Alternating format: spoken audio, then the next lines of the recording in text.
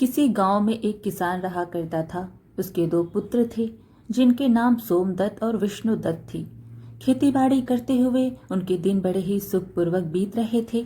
एक दिन वह बूढ़ा किसान बहुत ज्यादा बीमार पड़ गया और उसने अपने दोनों बेटों को अपने पास बुलाया और उनसे कहा, मेरे बच्चों, अब शायद मेरा अंतिम समय आ गया है। मैं यह चाहता हूँ कि मेरे मरने के बाद तुम दोनों भाई आपस में मिलजुल कर रहो और सुख शांति के साथ अपनी जिंदगी गुजर बसर करो। मैंने किसी बुरे वक्त के लिए कुछ अशर्फियां इकट्ठी की थी जिन्हें मैंने घर के पिछवाड़े में आम के वृक्ष के नीचे गाड़ रखा है। अब वह तुम्हारे काम आएगी।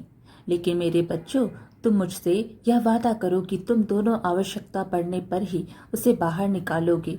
वह दोनों कहने लगे, हम वादा करते हैं बापू, जैसा आप कहेंगी हम वैसा ही करेंगे। इतना कहते हुए बूढ़े किसान ने अपने प्राण त्याग दिए। थोड़े समय बाद ही उस बूढ़े किसान का अंतिम संस्कार कर दिया गया। लेकिन बड़े भाई विष्णुदत्त को अपने पिताजी के मरने का जरा भी दुख नहीं था। उसकी आंखों के सामने तो सिर्फ अशर्फियां ही घूम रही थीं। उस रात को विष्णुदत्त को नींद नहीं आ रही थी। वह बार बार करवट बदल रहा था। आधी रात के बाद भोर होने से पहले ही वह उठकर बैठ गया और सोचने लगा कि सोमदत्त के उठने से पहले मुझे अपना काम पूरा कर लेना चाहिए, वरना फिर कभी ऐसा मौका नहीं मिलेगा। यह सोचकर उसने अपनी कुदाल उठाई और घर के पिछवाड़े उस पेड़ के नीचे जा पहुंचा जहां पर अशर्फियां गड़ी हुई थीं। कुछ क्षणों में उसने जमीन को खोदकर वहां से अशर्फियां बाहर निकाल ली। अशर्फियां को देखकर वह बहुत खुश हुआ। वह कहने लगा, वाह, इतनी सारी अशर्फियां, अब लगता है मुझे जिंदगी में कभी भी किसी चीज की कोई कमी नहीं होगी। उसने तुरंत ही वह अशर्फियां का घड़ा उठाया और दूसरे पेड़ के नीचे गाड़ दिया और फिर आराम से घर में जाकर अपने स्थान पर दोबारा लेट गया। जब सुबह हुई तो छोटा भाई सोमदत्त अपने बड़े भाई विष्णुदत्त को जोर जोर से आवाज लगाकर उठा रहा था। बड़े भैया, भैया जल्दी उठो, गजब हो गया। भैया, घर के पिछवाड़े में आम के पेड़ के नीचे की जमीन खुदी पड़ी है। भैया, वहां से सारी अशर्फियां भी गायब हैं। मुझे लगता है कि कोई चोर हमारी सारी अशर्फियां चोरी करके निकल गया है। विष्णुदत्त बोला, क्या बकता है मूर्ख, चल मैं देखता हूँ। जब दोनों भाई उस जगह पर पहुंचे तो सच में ही वह जमीन खुदी पड़ी हुई थी। छोटे भाई सोमदत्त ने कहा, अब क्या करे भैया, मेरे विचार से हमें कोतवाली में जाकर सूचना देनी चाहिए। विष्णुदत्त बोला, ठहरो सोमदत्त, कोतवाली जाने की कोई जरूरत नहीं है। सोमदत्त बोला, लेकिन भैया क्यों? विष्णुदत्त ने कहा, मैं अच्छी तरह जानता हूँ कि चोर कौन है जिसने दबी हुई अशर्फियां निकाली हैं। सोमदत्त ने चौंक कर पूछा, भैया क्या आप जानते हैं वो कौन है? विष्णुदत्त बोला, तुम जानना चाहते हो तो सुनो, वो चोर तुम ही हो। यह सुनकर सोमदत्त बोला, भैया यह आप क्या कह रहे हो? नहीं भैया, मैं और चोर नहीं, मैंने कोई चोरी नहीं की। विष्णुदत्त कहने लगा, अब बको मत, तुम्हारे और मेरे अलावा इन अशर्फियों के बारे में और कोई नहीं जानता था, इसलिए अब यह बात साफ है कि तुम अकेले ही सारी अशर्फियां हड़पना चाहते हो। सोमदत्त ने यह सुनकर कहा, आप ऐसा मत कहो भैया, मैं सच कहता हूँ, मैंने कोई अशर्फी नहीं चुराई, मैं कुछ नहीं जानता।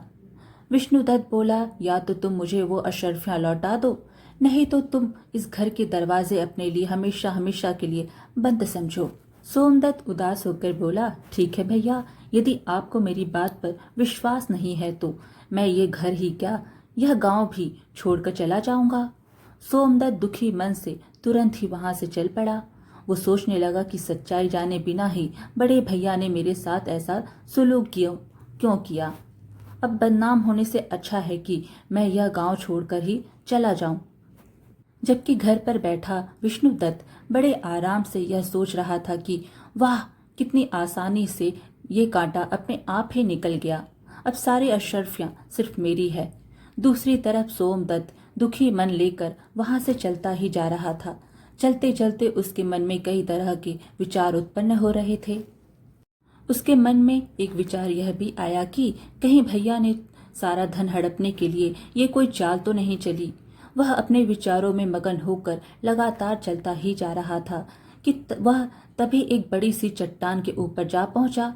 अब रात हो चुकी थी और चारों ओर अंधेरा छाने लगा था। उलझन में पड़ा सोमदत्त यह सारी बातें सोच ही रहा था कि तभी उसके कानों में कुछ आवाज आई।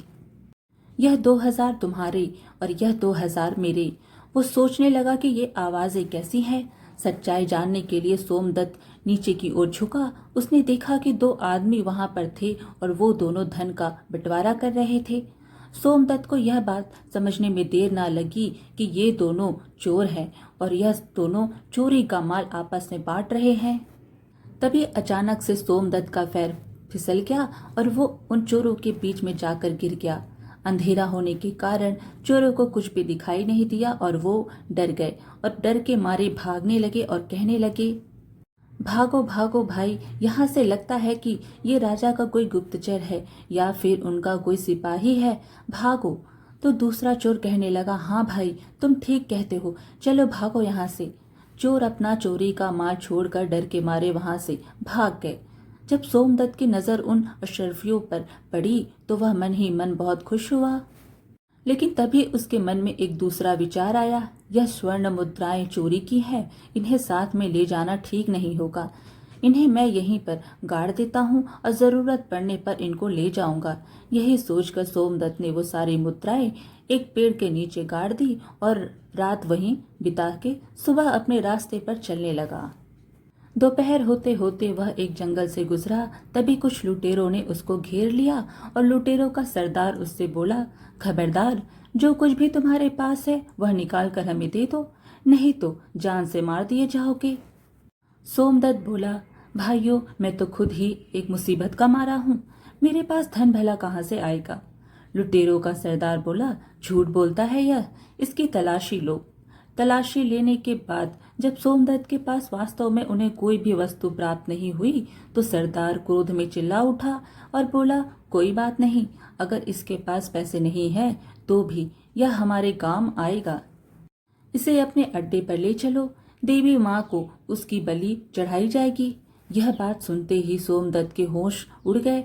डाकू सोमदत्त को उठाकर अपने अड्डे पर ले गए, परंतु उनके अड्डे तक पहुंचते पहुंचते सोमदत्त को एक उपाय सूझ ही गया। अड्डे पर पहुंचने के बाद उसने डाकू के सरदार से कहा, अगर तुम मुझे अपने दल में शामिल कर लेने का वचन दो तो मैं तुम्हें 4000 स्वर्ण मुद्राओं का पता बता सकता हूँ। यह सुनकर लुटेरों का सरदार बोला, क्या कहा, 4000 स्वर्ण मुद्राएं? यदि तुम सच कहते हो तो हमें यह शर्त मंजूर है, जल्दी से हमें उन स्वर्ण मुद्राओं का पता बतलाओ। सोमदत्त बोला, देखो भाई, अभी तो रात होने वाली है, इस समय वहां पर जाना ठीक नहीं है, कल सुबह होते ही मैं तुम लोगों को वहां पर लेकर चलूंगा। लुटेरों का सरदार बोला, ठीक है, लेकिन खबरदार, हमारे साथ कोई भी चालाकी करने की कोशिश मत करना, वरना अंजाम बहुत ही बुरा होगा। सोमदत्त बोला, निश्चिंत रहो सरदार, मैं तुमसे कोई भी धोखा नहीं करने वाला। अगली सुबह सोमदत्त उन चोरों को उसी जगह पर ले गया जहां पर उसने वह सोने की मुद्राएं दबाई हुई थी। सरदार के आदेश पर तुरंत ही उसके आदमियों ने उस जगह को खोदा और शीघ्र ही वह स्वर्ण मुद्राएं उनके सामने थी। स्वर्ण मुद्राओं को देखकर वह सभी बहुत ही खुश हो गए। वह स्वर्ण मुद्राओं को अपनी थैली में भरकर अपने अड्डे की ओर चल पड़े, परंतु सोमदत्त के दिमाग में अभी भी कोई दूसरी योजना चल रही थी। वह सोच रहा था कि यह स्वर्ण मुद्राएं एक तरह से तो मेरे काम ही आई हैं, लेकिन मैं जरूर ही इनके लिए जल्दी ही मौत का कारण बन जाऊंगा। इस घटना के बाद सोमदत्त ने उन लुटेरों के गिरोह के साथ ही रहने लगा और वह लुटेरों के सरदार का सबसे विश्वसनीय आदमी बन चुका था। कुछ समय बाद सोमदत्त ने लुटेरों के सरदार से कहा, सरदार, मैं एक सप्ताह के लिए अपने घर जाना चाहता हूँ। वहां पर मेरी बूढ़ी माँ है और एक बार मैं उनसे मिलना चाहता हूँ। सरदार, जो सोमदत्त की योजना से बिल्कुल भी अनजान था, वह सोमदत्त को अपना सबसे विश्वास योग्य आदमी मानता था और उसने सोमदत्त को एक सप्ताह के लिए अपने घर पर जाने की आज्ञा दे दी। सोमदत्त अपने घर जाने के लिए रवाना तो हुआ, परंतु वह अपने घर जाने की बजाय राजा के महल की तरफ चल गए। उधर राजमहल में महाराज के पहले ही उस डाकू के आतंक से बहुत परेशान थे। वह अपने महामंत्री से कह रहे थे कि मंत्री जी, आखिर वह डाकू कब पकड़ा जाएगा? पूरा देश उसके आतंक से परेशान हो रहा है। मंत्री जी बोले, मैं अपनी तरफ से पूरी कोशिश कर रहा हूँ महाराज। वह आतंकी जल्दी ही आपको कारागार में नजर आएगा। उसी समय वहां पर एक पहरेदार आया और बोला, महाराज की जय हो। महाराज, एक व्यक्ति आपसे डाकू जगीरा के संबंध में मिलना चाहता है। महाराज बोले, अच्छा तो उसे तुरंत यहाँ पर लेकर आओ। कुछ समय बाद ही वो पहरेदार सोमदत्त को राजा के सामने लेकर आया। सोमदत्त बोला, महाराज को मेरा प्रणाम, मेरा नाम सोमदत्त है। महाराज, राजा बोला, कहो नौजवान, तुम जगीरा के बारे में क्या जानते हो? सोमदत्त बोला, क्षमा करें महाराज, इसके बारे में मैं आपसे एकांत में बात करना चाहता हूँ। मंत्री ने कहा, दुष्ट, क्या तुम जानते नहीं, यहाँ राजा के सम्मानित और विश्वास पात्र व्यक्ति मौजूद हैं। जो कहना चाहते हो तुम वो सबके सामने ही कहो। राजा बोला, ठहरिए महामंत्री जी, यदि यह हमसे एकांत में बात करना चाहता है तो हम इससे एकांत में ही बात करेंगे। आप लोग जाइए। उसके बाद सोमदत्त ने राजा को अकेले में पूरा किस्सा कह सुनाया और आगे बोला, महाराज, इस तरह मैं उस डाकू का विश्वास पात्र आदमी बन चुका हूँ और अब मैंने उसे अपने जाल में फंसा लिया है। अब बस उसे उसके साथियों को पकड़ने के लिए मुझे आपकी सहायता की आवश्यकता है। यह सुनकर राजा बोला, बहुत खूब नौजवान, तुम्हारी चतुराई और साहस से मैं बहुत ही प्रसन्न हूँ। उन भयानक डाकुओं को पकड़ने के लिए जो भी सहयोग चाहिए मैं करने को तैयार हूँ। कहो क्या करना होगा? सोमदत्त बोला, महाराज, परसों रात को आप कम से कम अपने 500 सिपाहियों को मेरे साथ भेजें। मैं उन सभी को उन डाकुओं के अड्डे पर ले जाऊंगा, जहां पर वह सैनिक उन डाकुओं पर आक्रमण कर देंगे और उन डाकुओं के गिरोह को गिरफ्तार कर लिया जाएगा। राजा बोला, बिल्कुल ठीक बेटा, तुम्हारी सलाह बिल्कुल उचित है। तो तय रहा कि हम परसों रात को हमारे सैनिकों को तुम्हारे साथ भेजेंगे। तब तक तुम यहीं राजमहल में रहो और हमारे शाही मेहमान बनकर रहो। उसके 2 दिन बाद सोमदत्त अपनी योजना के अनुसार सैनिकों को लेकर डाकुओं के अड्डे पर पहुंच गया। सैनिकों की टुकड़ी ने उन डाकुओं पर आक्रमण कर दिया। कुछ ही समय में सब सैनिक ने उन डाकुओं को गिरफ्तार कर लिया और उनमें से कुछ डाकू मारे भी गए और जो बचे हुए थे उनको महाराज के सामने पेश किया गया। वहां पर सोमदत्त को देखकर डाकुओं का सरदार मन ही मन सोचने लगा, उफ, कितना बड़ा धोखा हो गया। इस शैतान के बच्चे सोमदत्त ने हमें कहीं का नहीं छोड़ा। अगले दिन दरबार में सभी दरबारियों और मंत्रियों से विचार विमर्श करने के बाद राजा जय सिंह ने उन सभी डाकुओं को एक ही सजा सुनाई। इन सभी खूनी दरिंदों को हम सजाए मौत देते हैं। सैनिकों को अब तुम इन्हें ले जाओ और अगली अमावस के दिन इन्हें फांसी पर लटका देना। उसके बाद राजा जय सिंह ने कहा, सोमदत्त, तुम्हारी बहादुरी से हम बहुत प्रसन्न हैं। आज से हम तुम्हें अपना सेनापति नियुक्त करते हैं। सोमदत्त ने यह सुनकर कहा, आपका धन्यवाद महाराज, जो आपने मुझे देश की सेवा करने का लायक समझा। उधर दूसरी तरफ सोमदत्त का बड़ा भाई विष्णुदत्त अपने पिता की मेहनत की कमाई को बुरे कामों में बर्बाद कर रहा था। उसे जुआ खेलने की बुरी लत लग चुकी थी। वह शराब और जुए में अपना सारा पैसा बर्बाद कर चुका था। उसकी हालत इतनी बुरी हो चुकी थी कि अब उसके पास खाने के लिए अन्न तक भी नहीं था। पूरे गांव में वह इतना बदनाम हो चुका था कि अब उसे गांव में कहीं भी कोई भी काम नहीं मिल रहा था। इसलिए उसने यह निश्चित किया कि इस गांव में भूखे मरने से अच्छा है कि मैं किसी दूसरे गांव में जाकर कोई काम धंधा ढूंढूं।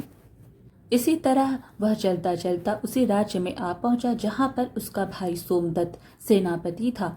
उसी नगर में वह किसी सेठ जी की दुकान पर गया और उससे पूछने लगा, सेठ जी, क्या मुझे कोई काम मिलेगा? तो सेठ जी ने उससे कहा, अरे भाई, तुम तो चेहरे से ही चोर उचक्के लगते हो, तुम्हें भला कोई क्या काम देगा? इसलिए मुझे माफ करो भाई और यहाँ से जाओ। विष्णुदत्त सोचने लगा कि ईमानदारी से शायद मुझे यहाँ पर कोई काम नहीं देगा। अब तो पेट भरने के लिए मुझे चोर उचक्का ही बनना पड़ेगा। तभी उसकी नजर सेठ जी के पास रखी हुई एक थैली पर पड़ी। उसे लगा कि यह स्वर्ण मुद्राओं की थैली है।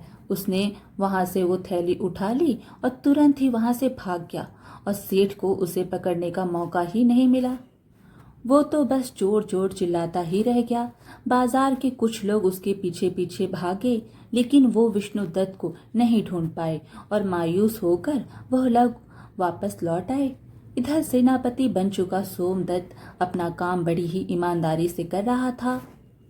एक दिन महाराज ने सोमदत्त को बुलाया और कहा, सोमदत्त, तुम एक बहुत ही बहादुर, बुद्धिमान और नेक आदमी हो। मैं चाहता हूँ कि मेरी बेटी निशा के साथ तुम्हारा विवाह कर दिया जाए। कहो, इस पर तुम क्या जवाब देते हो? सोमदत्त ने कहा, महाराज, यदि आपकी यही इच्छा है तो मैं इनकार नहीं कर सकता। मुझे ये विवाह स्वीकार है। कुछ ही दिनों में एक शुभ मुहूर्त देखकर दोनों का विवाह संपन्न करा दिया गया। विवाह को अभी कुछ ही दिन बीते थे और महाराज ने सोमदत्त को कहा, बेटा सोमदत्त, अब हम बूढ़े हो चुके हैं और इसलिए हम चाहते हैं कि अब राज्य की बागडोर तुम संभाल लो। अगले ही दिन सोमदत्त का राज तिलक कर दिया गया। महाराज जय सिंह अब तीर्थ यात्रा को निकल चुके थे। कुछ महीनों के बाद जो सबसे बड़ी समस्या सोमदत्त के सामने आई वह थी विष्णु चोर की, जो उसी का सगा भाई विष्णुदत्त था और अब तक वह नामी और खतरनाक चोर बन चुका था। सैनिकों ने काफी प्रयास किया, लेकिन वह उसे पकड़ ना सके। चोर उसी जंगल में एक पेड़ के खोखर में रहा करता था। एक रात वह बैठा सोच रहा था, कोई ऐसी तरकीब लगाई जाए कि मुझे बार बार चोरी करने की आवश्यकता ही ना पड़े। अगर मैं एक बार राज खजाने पर हाथ साफ कर लूं, तो मुझे दोबारा कभी भी भूखे मरने की नौबत नहीं आएगी और ना ही कभी मुझे चोरी करने की जरूरत पड़ेगी। और फिर मैं किसी दूसरे देश में जाकर अपनी आगे की जिंदगी बड़े आराम से गुजार सकता हूँ। अगली रात राज खजाने की चोरी करने के उद्देश्य से विष्णुदत्त राजमहल के पीछे जा पहुंचा। हाथों में रस्सी लिए हुए वह दीवार पर चढ़ने की सोच रहा था और दूसरी तरफ संयोग से उस चोर के बारे में सोच सोचकर राजा को नींद नहीं आ रही थी। उस समय वो महल की छत के ऊपर घूम रहे थे। जैसे ही विष्णुदत्त रस्सी के सहारे छत के ऊपर चढ़ा, वहां पर मौजूद राजा सोमदत्त ने उसे देख लिया। राजा सोमदत्त ने अपनी तलवार निकाली और साथ ही अपने सिपाहियों को आवाज लगाई। कुछ ही पलों में सैनिक वहां पर पहुंच गए। राजा ने सैनिकों से कहा, सैनिकों, गिरफ्तार कर लो इसे। विष्णुदत्त ने वहां से भागने की पूरी कोशिश की, लेकिन वो भागने में सफल नहीं हो पाया और सैनिकों ने उसे पकड़ ही लिया। सोमदत्त उसे देखकर बोला, तुम तो विष्णुदत्त हो मेरे भाई, लेकिन एक नामी चोर। मैं ये सपने में भी नहीं सोच सकता था कि मेरा भाई इतना बड़ा चोर निकलेगा। उसने आदेश दिया, सैनिकों, ले जाओ उसे और कारागार में डाल दो। सुबह ही दरबार में हम इसकी सुनवाई करेंगे। विष्णुदत्त को अब कारागार में डाल दिया गया। अब वह मन ही मन अपने किए पर पछता रहा था और सोच रहा था कि मेरी बुरी नीयत ने मुझे आज पतन की इतनी गहराइयों में ढकेल दिया, जबकि सोमदत्त, जिसे मैंने बेईमान बनाकर धक्के मारकर अपने घर से निकाला था, अपनी ईमानदारी और नेकी की वजह से एक राजा बन गया और मैं, जिसके पास सब कुछ था, एक चोर बनकर आज उसके बंदी गृह में पड़ा हूँ। इधर सोमदत्त की आंखों में भी नींद का नामो निशान नहीं था। वह सोच रहा था कि कल का दिन मेरी जिंदगी का बहुत ही कठिन दिन होगा। मुझे एक बहुत ही भयानक अग्नि परीक्षा से गुजरना होगा। क्या इस परीक्षा में मैं कामयाब हो पाऊंगा? मुझे भी समझ में नहीं आ रहा। काश महाराज ने मुझे राजपाट ना सौंपा होता। अगले दिन दरबार में चोर विष्णुदत्त को पेश किया गया। महाराज ने उससे कहा, विष्णुदत्त, तुम्हारे ऊपर लगाए गए सारे चोरी के इल्जाम प्रमाणित हो चुके हैं। क्या अब तुम्हें अपनी सफाई में कुछ कहना है? विष्णुदत्त बोला, बस इतना ही कहना चाहता हूँ महाराज कि मुझ जैसे शैतान को आप इतनी कठोर से कठोर सजा दें कि भविष्य में चाह कर भी कोई चोरी ना कर सके। सोमदत्त ने कहा, ठीक है, हम तुम्हें ऐसी ही सजा देंगे विष्णुदत्त। सैनिकों, ले जाओ इस चोर को और इसका एक हाथ और एक पैर काट दिया जाए और उसके बाद इसे देश की सीमा से बाहर निकाल दिया जाए। सोमदत्त का यह इंसाफ देखकर उसकी प्रजा और उसके मंत्री सब उसकी जय जयकार करने लगे। राजा की आज्ञा का पालन किया गया और चोर विष्णुदत्त का एक हाथ और एक पैर काटकर उसे राज्य की सीमा से बाहर निकाल दिया गया। जब वह देश छोड़कर जा रहा था तो तभी उसके सामने राजा सोमदत्त आ गए। सोमदत्त को देखकर विष्णुदत्त बोला, महाराज आप, काश आपने मेरा हाथ और एक पैर काटने की बजाय मुझे मौत की सजा दी होती। ऐसा करके तो आपने मुझे तड़प तड़प कर मरने के लिए इस दुनिया में छोड़ दिया। सोमदत्त ने कहा, उस समय तो मैं एक राजा था, परंतु अब आपके सामने राजा सोमदत्त नहीं बल्कि आपका छोटा भाई सोमदत्त खड़ा है। एक राजा होकर मैंने एक चोर को सजा देकर अपने धर्म का पालन किया है, और अब एक भाई अपने भाई के पास अपने धर्म का और कर्तव्य का पालन करने के लिए आया है। विष्णुदत्त ने कहा, मैं कुछ समझा नहीं सोम। सोमदत्त बोला, भैया मैं जानता हूँ कि एक हाथ और एक पैर कटने की वजह से आप कभी भी कोई काम नहीं कर पाएंगे, और इसके लिए आज मैं आपको कुछ धन देकर जाऊंगा। इस थैले में मैं कुछ स्वर्ण मुद्राएं, जो कि मेरी मेहनत की कमाई हुई है।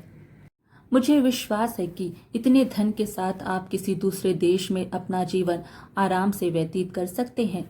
लेकिन भैया आप इनकार मत करिए, नहीं तो कभी भी मैं अपने आप को माफ नहीं कर पाऊंगा। यह सुनकर विष्णु बोला, तुम कितने महान हो सोम, ईश्वर हमेशा तुम्हें इसी तरह से खुश रखे। फिर दोनों ने आपस में गले लगकर एक दूसरे से बड़े ही भारी मन से विदा ली। बड़ा भाई छोटे भाई से कहने लगा, मेरी ईश्वर से यही विनती है कि मुझे हर जन्म में तुम्हारे जैसा ही भाई मिले। और दोनों भाई अपनी अपनी राह पर वापस चले गए, और उसके बाद उस देश में विष्णुदत्त को दोबारा किसी ने भी नहीं देखा, और राजा सोमदत्त भी अपनी प्रजा का पालन करते हुए एक सुखमय जीवन बिताने लगा। आज की कहानी यहीं पर समाप्त हुई। वीडियो पसंद आए तो लाइक शेयर ज़रूर कीजिए, और ऐसे ही अच्छी अच्छी कहानियाँ सुनने के लिए हमारे चैनल को सब्सक्राइब कर दीजिए। धन्यवाद।